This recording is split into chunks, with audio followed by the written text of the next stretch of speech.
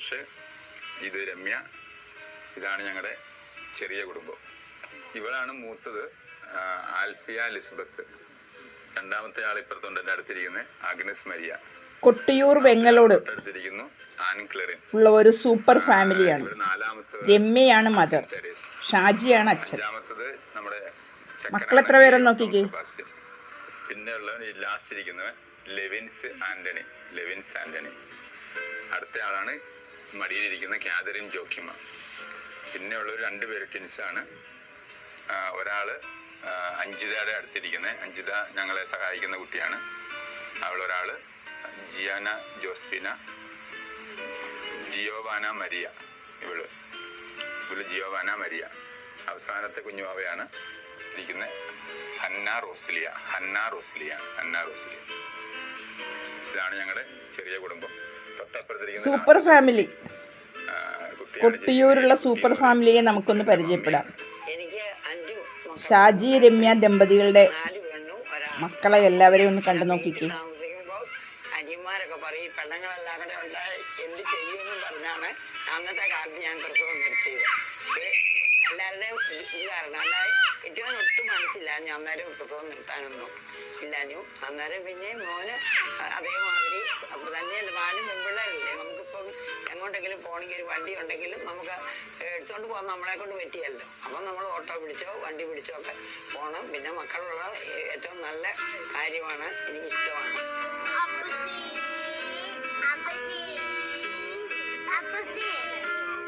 ഈ വർഷത്തെ ഏറ്റവും വലിയ പ്രത്യേകത ഞങ്ങൾക്കുള്ളതെന്ന് പറഞ്ഞാൽ 10 പേരിൽ 9 പേര് ഒരുമിച്ച് ഈ വർഷം മാത്രമാണ് ഒരുമിച്ച് സ്കൂളിലേക്ക് പോകുന്നുള്ളൂ.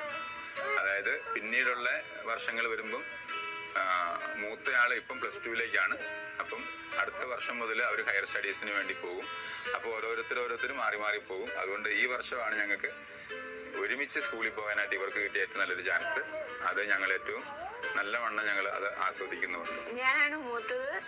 എൻ്റെ കൂട്ടത്തിലുള്ള കുറെ ആൾക്കാർക്കും കുഞ്ഞുങ്ങളെ എടുക്കാനോ താരാവിക്കാനോ ഒന്നും അങ്ങനെ അറിവുള്ളവരൊന്നും അധികമില്ല. ബട്ട് എനിക്കിങ്ങനെ ഇവരെ എടുത്തോണ്ട് ഞാൻ വളർത്തിയതാന്ന് പറയാൻ എനിക്കിഷ്ടം. സത്യം പറഞ്ഞാൽ ഒരു അമ്മേനെ പോലെയൊക്കെ തന്നെയാണ് ഞാൻ ഇവർക്ക്.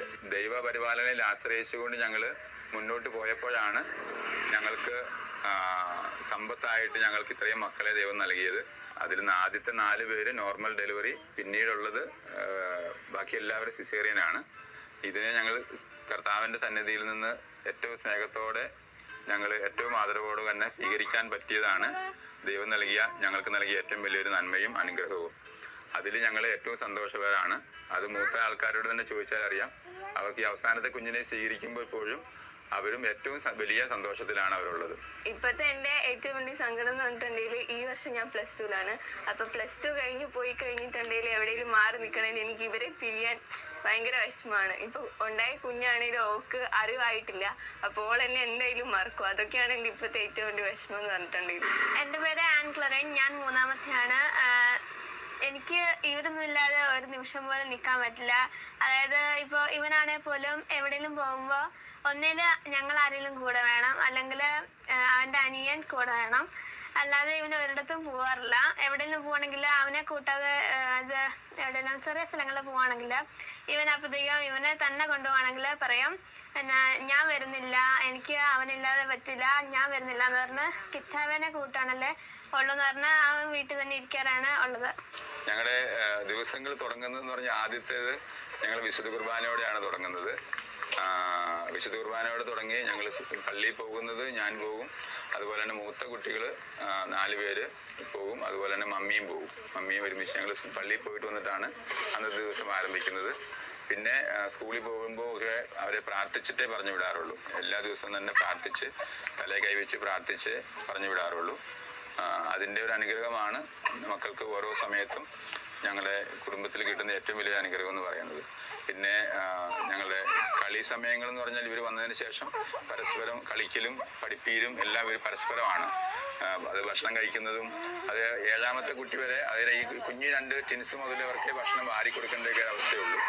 അത് തന്നെ ചെയ്യുന്നതൊക്കെ ഇവർ തന്നെ പരസ്പരമാണ് ചെയ്യുന്നത്. പഠിക്കാൻ പോകുന്ന അവരായതിൻ്റെ പേരിൽ ഒരാളെ മാത്രം നമ്മൾ കാര്യമായിട്ട് കെയർ ചെയ്യേണ്ട ആവശ്യമുള്ളൂ. ഏറ്റവും ഇളയ കുഞ്ഞിനെ മാത്രമേ കെയർ ചെയ്യേണ്ടുള്ളൂ. വലിയ സന്തോഷമുണ്ട് മക്കളുടെ കൂടെ ഇങ്ങനെ ഇരിക്കുമ്പോൾ. മക്കളുടെ ചെറിയ ചെറിയ കുറുമ്പും കാര്യങ്ങളും എല്ലാം ഉണ്ട്. അതിൻ്റെ കൂടെ ചെറിയൊരു ബുദ്ധിമുട്ടുണ്ട് മക്കളെ വളർത്തിയെടുക്കാൻ. എല്ലാവർക്കും അറിയാം, സ്വാഭാവികമായിട്ട് അങ്ങനെയുണ്ടല്ലോ.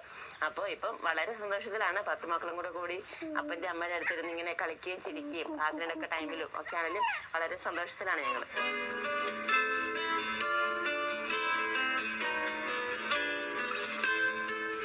അതായത് മക്കളിൽ എണ്ണം കൂടുന്നതനുസരിച്ച് ഞങ്ങൾക്ക് കൃത്യമായിട്ട് പറയാൻ പറ്റും. ദൈവം അതനുസരിച്ച് മക്കളെ തരുന്നതനുസരിച്ച് ബൈബിളിൽ പറയുന്നത് പോലെ തന്നെ ഞാൻ നിന്നെ സമൃദ്ധമായി അനുഗ്രഹിക്കുമെന്ന് പറയുന്നത് പോലെ തന്നെ ഞങ്ങളെ സാമ്പത്തികമായിട്ട് സമൃദ്ധമായി അനുഗ്രഹിച്ചിട്ടുണ്ട്. അത് പ്രത്യേകം ഞങ്ങൾ പറയുകയാണെങ്കിൽ ഞങ്ങളുടെ റൂഫിംഗ് വർക്കാണ് ഞാൻ ചെയ്യുന്നത്.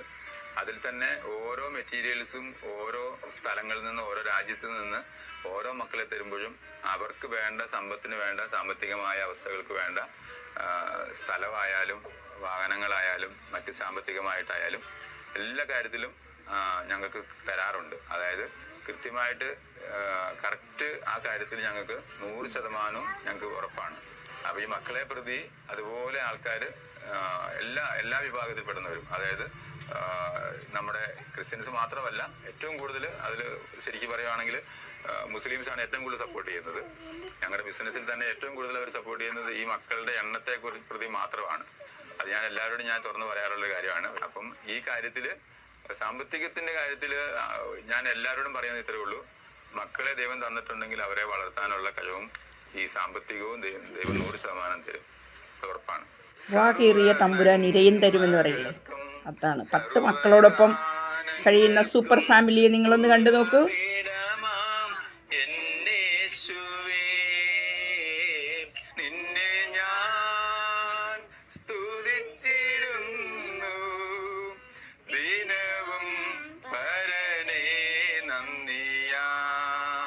കൂടുതൽ മക്കളെ ഞങ്ങൾക്ക് സ്വീകരിക്കാനുള്ള കാരണവും ഈ ഒരു മക്കളുടെ സന്തോഷവും മക്കളുടെ സ്നേഹവും വലിയ കുടുംബങ്ങളാണ് ഇന്ന് ഏറ്റവും വലിയൊരു അനുഗ്രഹം എന്നുള്ളൊരു ബോധ്യം ഞങ്ങൾക്ക് കിട്ടിയതിൻ്റെ പേരിലാണ് ഞങ്ങൾ പോകുന്നത്. അത് പ്രത്യേകമായിട്ട് പറയാമെന്ന് പറഞ്ഞാൽ ഓരോ മക്കളെ ദൈവം ഉദരത്തിൽ തരുമ്പോഴും 9 മാസം പ്രാർത്ഥിച്ചാണ് മുന്നോട്ട് പോയിക്കൊണ്ടിരിക്കുന്നത്. അതുപോലെ തന്നെ ഞങ്ങളെ എല്ലാവരും ഒരുമിച്ച് പോയിട്ട് എല്ലാ വർഷവും ഓരോ ധ്യാനം കൂടും. ഓരോ ധ്യാനത്തിലൂടെ കിട്ടുന്ന ആ ഒരു അനുഭവത്തിലും ഞങ്ങൾക്ക് സഹനങ്ങൾ ഇഷ്ടം പോലെയുണ്ട്.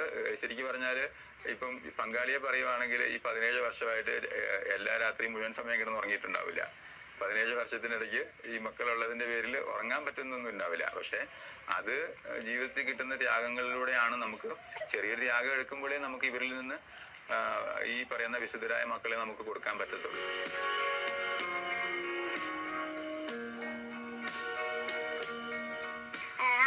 ഇന്ന് നിന്നെ ടീച്ചർ എന്തൊക്കെ പഠിപ്പിച്ചടാ? അത് പഠിപ്പിച്ചു, പിന്നെ കാക്കയും പഠിപ്പിച്ചു. മക്കള് തമ്മിലുള്ള ഷെയറിങ്ങിന്റെ കാര്യത്തില് അവര് ഒരു മിഠായി ഇട്ടുകയാണെങ്കിലും മൂത്തവര് കഴിക്കാതെ കൊണ്ടുവന്ന് കുഞ്ഞുമക്കൾക്ക് എല്ലാവർക്കും വീതം വെച്ച് കൊടുക്കും. അതിപ്പോ ഒരെണ്ണ ഉള്ളെങ്കിൽ അത് കുഞ്ഞുമക്കൾക്ക് എല്ലാവർക്കും കൂടെ കൊടുക്കും. പിന്നെ അല്ല എല്ലാവർക്കും ഓരോന്നുണ്ടെങ്കിൽ അങ്ങനെ തന്നെ ഓരോന്ന് തന്നെ കൊടുക്കാറുണ്ട്. പിന്നെ വീട്ടിൽ ഭക്ഷണം കഴിക്കുന്ന സമയത്താണെങ്കിലും മൂത്തവര് കുഞ്ഞവർക്ക് വാരി കൊടുക്കും.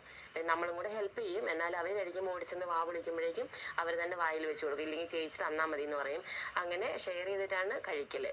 പിന്നെ സംസാരമാണെങ്കിലും സ്കൂളിൽ പോയിട്ട് വന്നിട്ടുണ്ടെങ്കിൽ എല്ലാ കാര്യങ്ങളും അവർ എൻ്റെ അടുത്ത് സംസാരിക്കാറുണ്ട്. മെയിനായിട്ട് മൂത്തവർ 4, 5, 6 പേരും ഷെയർ ചെയ്യാറുണ്ട്.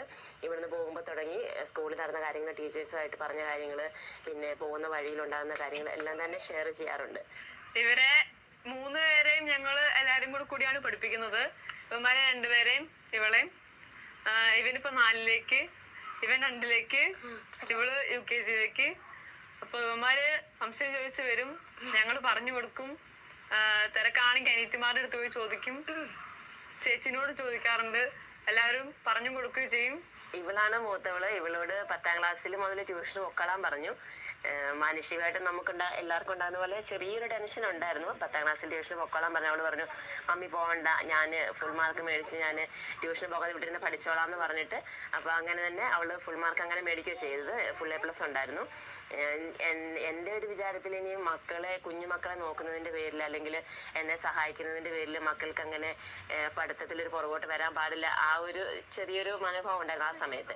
അപ്പോൾ അതുകൊണ്ടാണ് അന്ന് അങ്ങനെ പൊക്കോളാൻ പറഞ്ഞത്. പക്ഷേ അവള് ദൈവാനുഗ്രഹം കൊണ്ട് ഫുൾ A+ മേടിച്ചു. ഇപ്പം +1 ഫുൾ A+ മേടിച്ചിട്ടിരിക്കുകയാണ്. അന്നേരം ഈ വർഷം ഞങ്ങൾ പറഞ്ഞു നീ ട്യൂഷന് പൊക്കോ, പൈസ നീ നോക്കണ്ട, ട്യൂഷന് പൊക്കോളാൻ പറഞ്ഞു. പക്ഷെ അവള് പറഞ്ഞു ഞാൻ ട്യൂഷന് പോവില്ല, പക്ഷെ ട്യൂഷന് പോകുന്നതിൻ്റെ പൈസ എനിക്ക് തന്നാൽ മതി, ഞാൻ എന്തായാലും ഫുൾ A+ മേടിക്കും, 100% ഉറപ്പാന്ന് പറഞ്ഞിട്ടാണ് അങ്ങനെ മിടുക്കിയായിട്ട് ഇപ്പം ഫുൾ A+ മേടിച്ചിട്ടിരിക്കുന്നത്. രാവിലെയുള്ള ദിവ്യബലി അർപ്പണം കൊണ്ടാണ് ഇന്ന് ഈ നിലയിൽ നിൽക്കുന്നത്. ഫുൾ A+ വാങ്ങാൻ കഴിയുന്നത് അവൾ എപ്പോഴും പറയും. വിശുദ്ധ കുർബാനയിൽ പോകുന്നതുകൊണ്ട് മമ്മി ട്യൂഷൻ്റെ ഒന്നും ആവശ്യമില്ല എന്നാണ് അവൾ എന്നോട് പറഞ്ഞു തന്നുകൊണ്ടിരുന്നത്. അതുകൊണ്ടാണ് ഇപ്പം ഫുൾ A+ മേടിച്ചിവിടെ ഇരിക്കുന്നത്.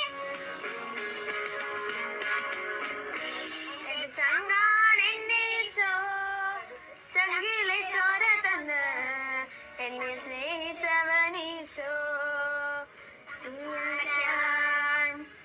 എന്റെ നെഞ്ചിലെ തീ അണയ്ക്കാൻ നെഞ്ചു തുറന്നു തന്ന് എന്നെ സ്നേഹിച്ചവനീശോ. അതായത് ഇവർക്ക് എല്ലാവർക്കും ഓരോരോ ആഗ്രഹങ്ങളുണ്ട്. അപ്പൊ ആ ആഗ്രഹത്തിലേക്ക് വേണ്ടിയിട്ടാണ് ഞങ്ങൾ ഇവരെ നയിക്കുന്നത്. ഞങ്ങൾ ഒന്നാമത്തെ ആഗ്രഹം ഞങ്ങൾ പറയാറ്, നിങ്ങളെ എല്ലാം വിശുദ്ധരാക്കി ഈശോയ്ക്ക് കൊടുക്കാന്ന് മാത്രമേ ഞങ്ങൾക്ക് ഒരു ലക്ഷ്യമുള്ളൂ. അതിന് നിങ്ങൾ എങ്ങനെ പോയാലും കുഴപ്പമില്ല, പക്ഷെ ഈശോയ്ക്ക് വേണ്ടിയുള്ള ജീവിതം മാത്രമേ ഞങ്ങൾ ഉദ്ദേശിക്കുന്നുള്ളൂ എന്നാണ് പറയാറുള്ളത്. പിന്നെ ഓരോരുത്തർക്കും ഓരോരുത്തരുടെ ആഗ്രഹങ്ങളുണ്ട്. അതിലേക്ക് ഞങ്ങൾ ഇവരെ സൂപ്പർ ഫാമിലി, 10 മക്കളും അച്ഛനും അമ്മയും അടങ്ങുന്ന സൂപ്പർ ഫാമിലി. ഒരു 10 നന്മ നിറഞ്ഞ ഓർമ്മ ചൊല്ലിയിട്ട് എന്തായാലും കിടക്കുകയുള്ളൂ. അപ്പൊ ഈ 10 പേരെ ഞങ്ങൾ ഉൾപ്പെടുത്തിയിട്ടുണ്ട്. അപ്പൊ അങ്ങനെയാണ് ഞങ്ങളെ ഈ പ്രാർത്ഥനയുടെ ശൈലി ഇവർക്ക് വേണ്ടിയുള്ളതിൽ ചെയ്യാൻ പറ്റുന്നതിൽ ഏറ്റവും പ്രാർത്ഥനയിൽ മുന്നോട്ട് പോയിക്കൊണ്ടിരിക്കുന്നു. നന്മകൾക്കും അത്ഭുതങ്ങൾക്കും